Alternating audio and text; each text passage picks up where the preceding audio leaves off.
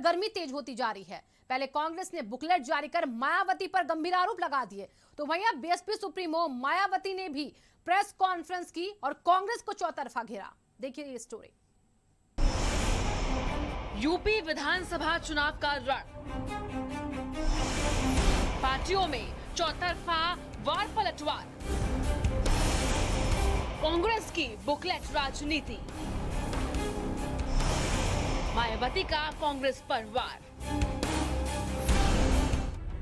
UP विधानसभा चुनाव से पहले चुनावी मैदान तेजी से सजने लगा है। सभी पार्टियां युद्ध स्तर पर तैयारियां कर रही हैं, तो वहीं कोई भी नेता कोई भी मौका छोड़ना नहीं चाह रहा है। यूपी की जनता को अपनी ओर खींचने के लिए सभी पार्टियां एक दूसरे पर वार पलटवार कर रही हैं, तो वहीं बैठकें, रैली और सम्मेलन से चुनाव को धार भी मिल रही है। पहले कांग्रेस ने बीएसपी पर हमला करते हुए एक बुकलेट जारी की और बुकलेट का नाम दिया किसने बिगाड़ी उत्तर प्रदेश। इस बुकलेट के जरिए कांग्रेस ने सपा, बसपा और बीजेपी तीनों को आड़े हाथों लिया और तीनों को 32 साल के शासन में गंदी राजनीति करने का आरोप भी लगाया। इतना ही नहीं, बुकलेट के जरिए कांग्रेस ने सभी घोटालों का भी जिक्र किया। नमक घोटाला, वेंटिलेटर घोटाला, राशन घोटाला, टेस्टिंग किट घोटाला जैसे घोटालों की भी लिस्ट बनाई और मायावती को दौलत की बेटी तो बीजेपी को जुमलेबाजों की सरकार बताया।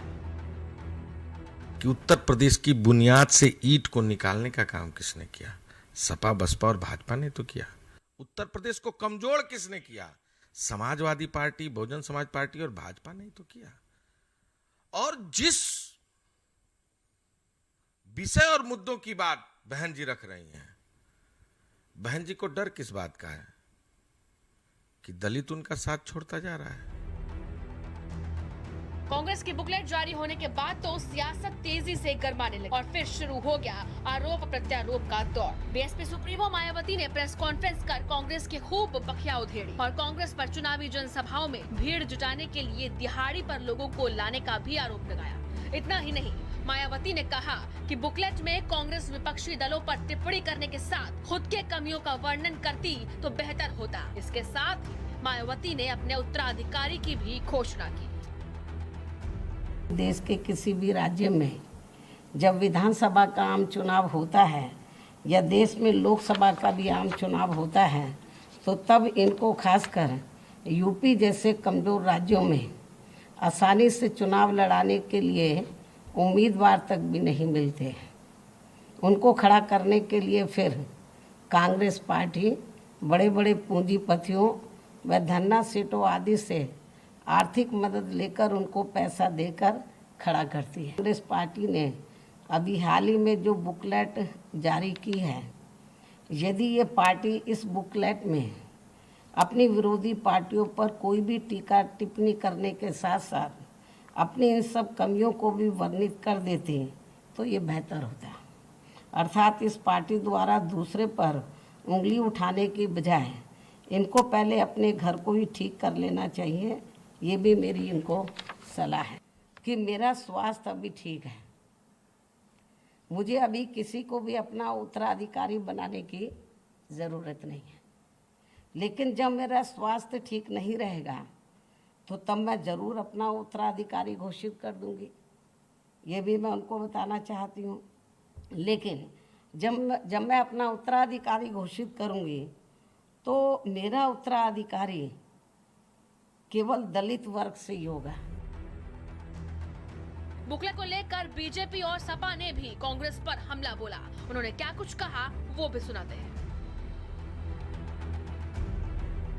किसानों का ऋण माफ करना, किसानों के लिए मंडियां बनाना, एक्सप्रेसवे बनाना, आधार ढांचे को मजबूत करना, स्वास्थ्य सेवाओं को मजबूत करना, डायल 100 1090 महिलाओं की समस्याएं। बाकी अन्य कोई पार्टी कोई भी टिप्पणी या बुकलेट लाती है, ये उनकी अपनी स्ट्रैटेजी हो सकती है। हमें ना उसमें कोई इंटरेस्ट है, ना हम उसको पढ़ना चाहते हैं। हम अपने भरोसे चुनाव लड़ रहे हैं और अपने काम के भरोसे सकारात्मक मुद्दों पर चुनाव लड़ रहे हैं, जो कि जनता के मुद्दे। कांग्रेस ने हिसाब मांगा है तो फिर नाराजगी किस बात की है? शासन आप चला रहे हो, चलाए हो, तो अगर वो उन्होंने सवाल पूछा है कांग्रेस के लोगों ने, तो इन लोगों को नाराजगी जताने के बजाय इनको अपना हिसाब देना चाहिए कि हमने ये किया है।